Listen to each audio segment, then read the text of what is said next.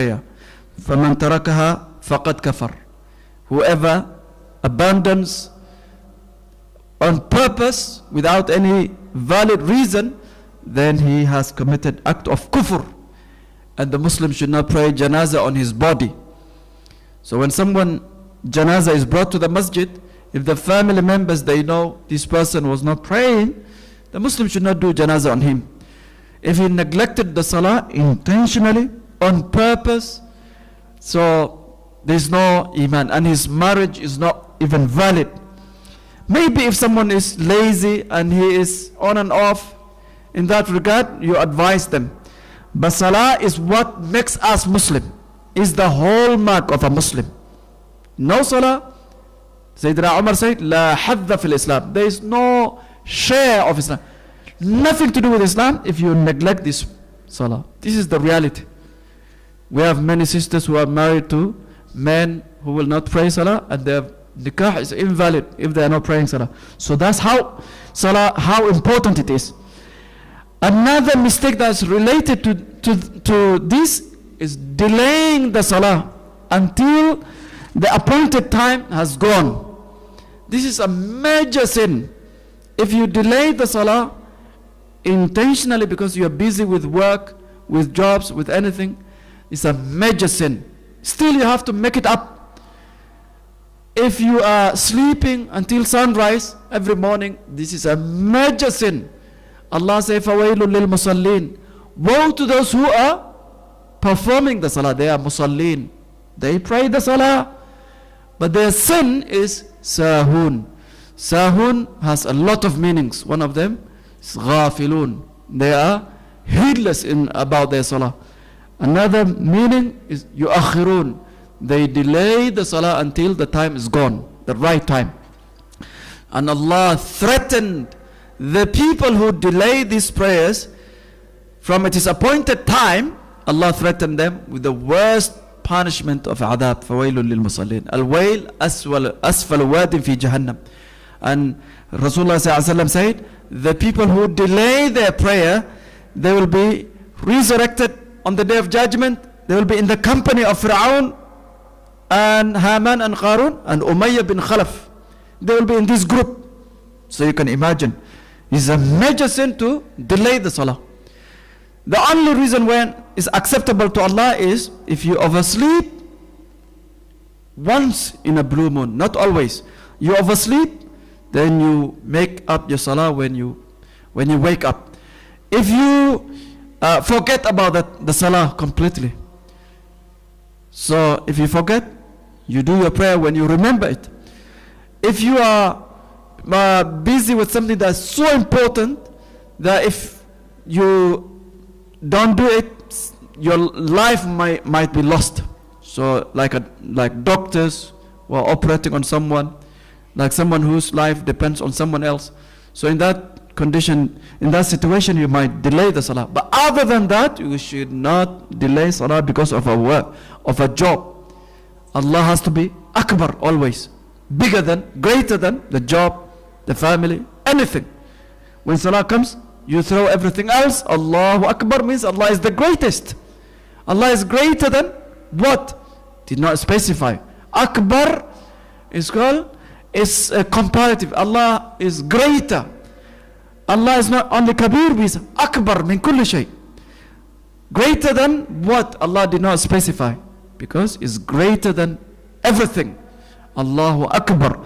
So when we say Allahu Akbar and we do qada after 5 p.m. or 6 p.m. or 7 p.m. and we're praying dhuhr, Allah is not Akbar anymore. So Allah has to be Akbar in our actions. So you do your salah on time and you leave whatever you're doing, your livelihood, you leave it. But occasionally, sometimes it might be difficult, and Allah always is Ghafur Rahim. Allah subhanahu wa ta'ala say, Inna salata kanat ala al-mu'minin kitaba mawquta. The prayers upon the believers, these prayers, they are kitab mawqutan, at prescribed timings. The timetables we have for salah is fixed in the Qur'an. Each prayer, kitab mawqut, waqat, comes from waqat. Kitab means prescription, something that has been prescribed. with a timing, just like medication. You take 3 times, 5 times. It's a prescription that has been given. موقوتا مؤقتا بالوقت. So Allah said, upon the believers, على المؤمنين كتابا موقوتا. So this timetable that we have, the masjid is only fixing the jama'ah time. But the beginning and the end of each salah, Allah fixed it in the Qur'an. أقم الصلاة لدلوك الشمس إلى غسق الليل وقرآن الفجر. The 5 salahs are mentioned in that ayah. أقم الصلاة طرفي النهار. Allah mentioned the 5 salah in that ayah as well. So we should be very careful with the timings of salah. And alhamdulillah, each salah has a beginning and end. So if you look at the timetable, each salah, the end of one salah is the beginning of the next one. So you have time for dhuhr, for example, all the way to the beginning of dhuhr, of asr. And the end of asr is the beginning of maghrib. The end of maghrib is the beginning of isha. And isha is always long. So if you plan ahead and you know where you will be at certain times, inshallah you can do all the prayers within the time. And you don't have to be in the masjid. Allah has made our life easy. Nabi sallallahu alaihi wasallam said, فَأَيْنَمَا أَدْرَكَتْكُمُ الصَّلَاةِ فَصَلُّوا. Whenever the salah time becomes due, you pray there. And your wudu is the earth. And everywhere you are is a masjid. جُعِلَتْ لِيَ الْأَرْضُ مَسْجِدًا وَطَهُورًا. The entire planet earth is a masjid. And also you have tayammum if you have no water. Another common mistake that we all suffer from is lack of khushu' in prayer. The salah, as we mentioned many times, it has 2 dimensions, 2 aspects. The physical part and the spiritual part of the prayer. So many of us, those who are practicing, we do the physical part of the salah, the qiyam, the ruku', the sujood. This is physical. But the spiritual part, the ruh, is khushu'. And there are levels of khushu', different levels of khushu'. So at least a Muslim should have some minimum connection during the prayer. It can be when you're reading Fatiha, it can be during sujood, during ruku', wherever position, even in the last tahiyyat when you're doing a tahiyyat.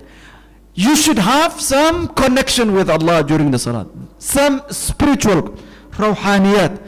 So without khushu', the prayer will not be accepted. We have to realize this. To have 100% khushu' is impossible, because shaitan is there to destroy our prayer. When you say Allah Akbar, you will remember everything in your life. But at least we should try our best to have some level of connection with Allah. When you're reading Fatiha, if you know the meaning, you try to recall the meaning of each salah, of each ayah. Inshallah, you will have some level of connection, some interaction, some dialogue with Allah. If you know the meaning of your dua that you want to read, the best time to have khushu' is in sujood.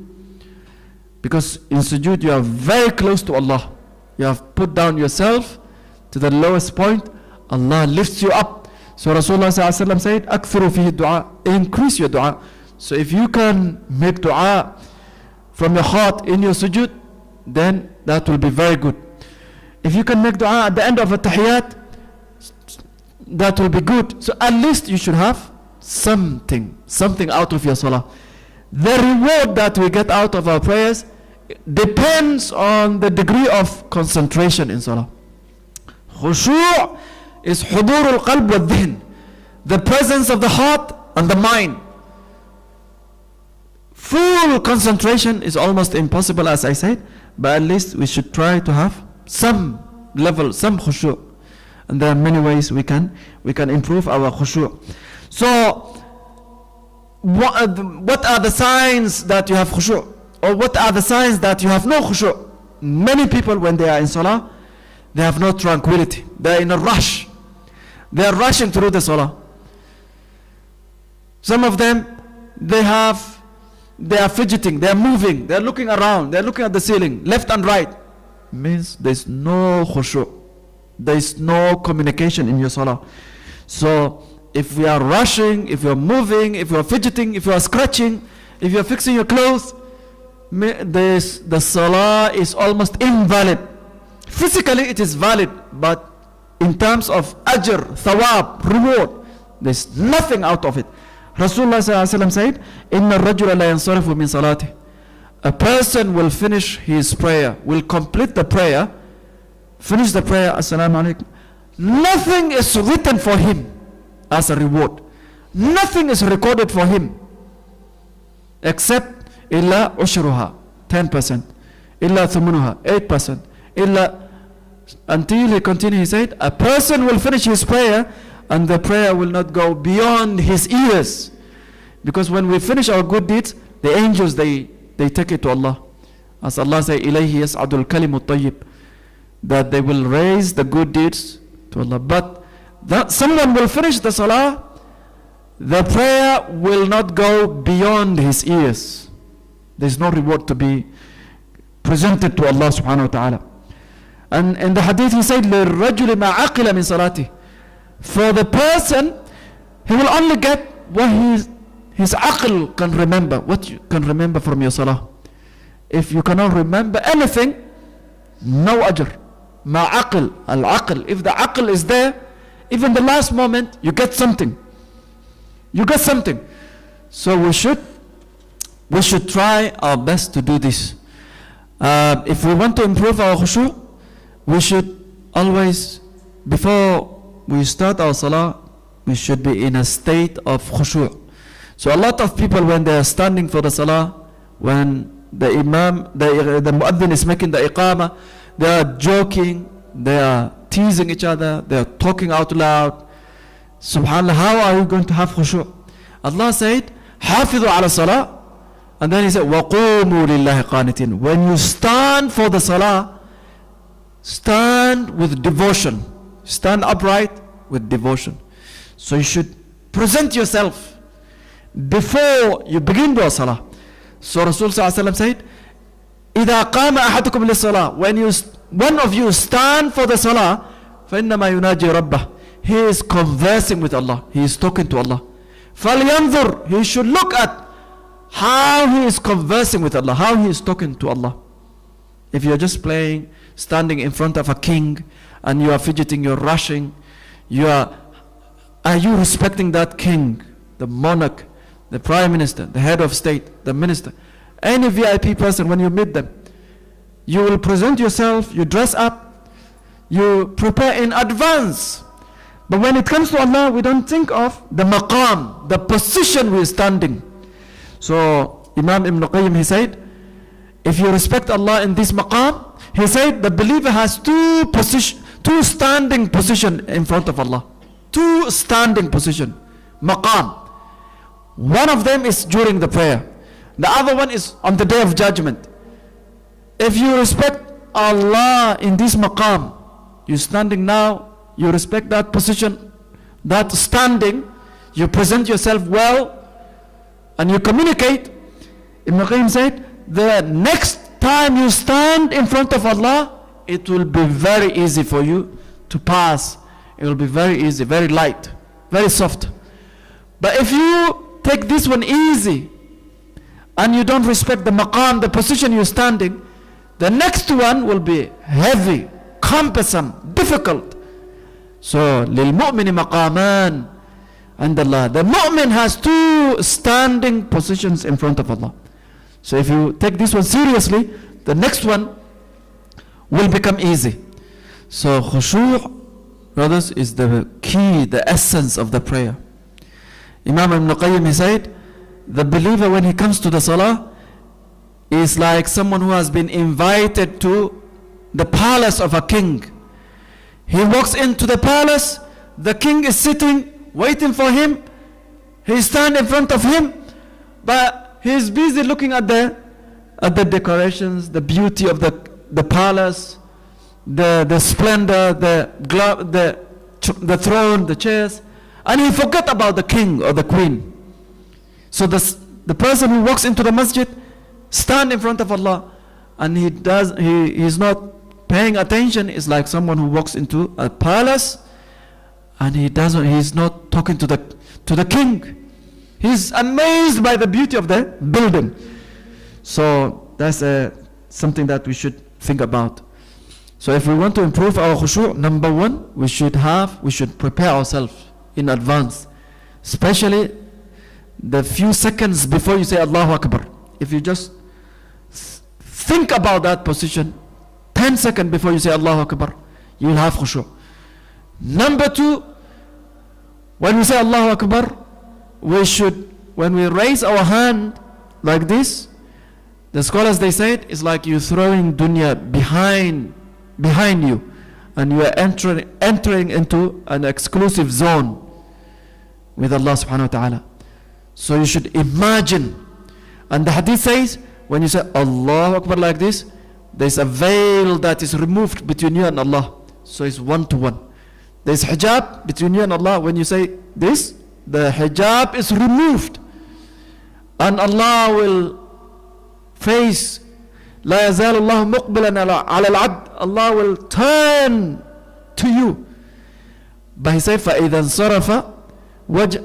When you turn away from Allah, then the hijab is put back.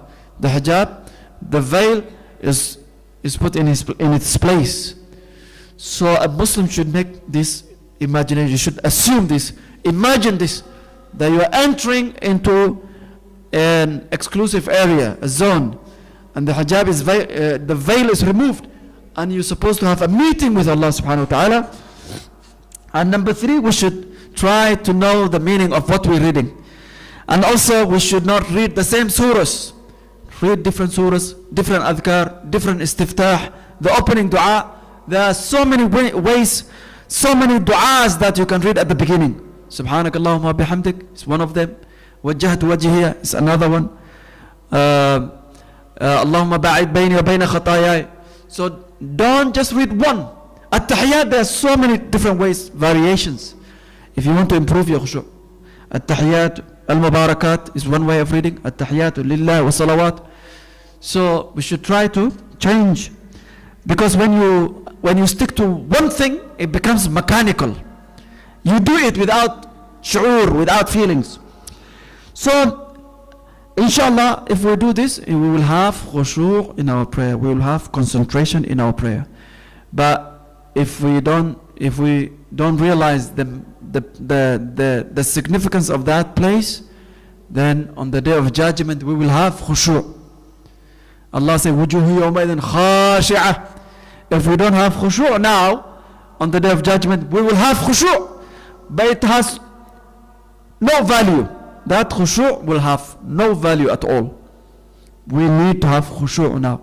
Humble ourselves, submit ourselves, lower ourselves, lower our head, look at the place of sujood. If we don't do that, on the day of judgment, Allah describes the sinners. He says, nakisu ru'usim. They lower their head. They are full of khushu'. But it's no value. It's too late. So we should do our best, inshallah, to remember this in our salah. So we should not rush. When we're doing our salah, we should not rush. We should not look around. We should concentrate as much as we can. And inshallah, if we do, we will have a proper salah, fruitful salah, salah that will prevent us from haram things. And inshallah, we'll continue next week. Jazakumullah khair wa barakallahu feekum.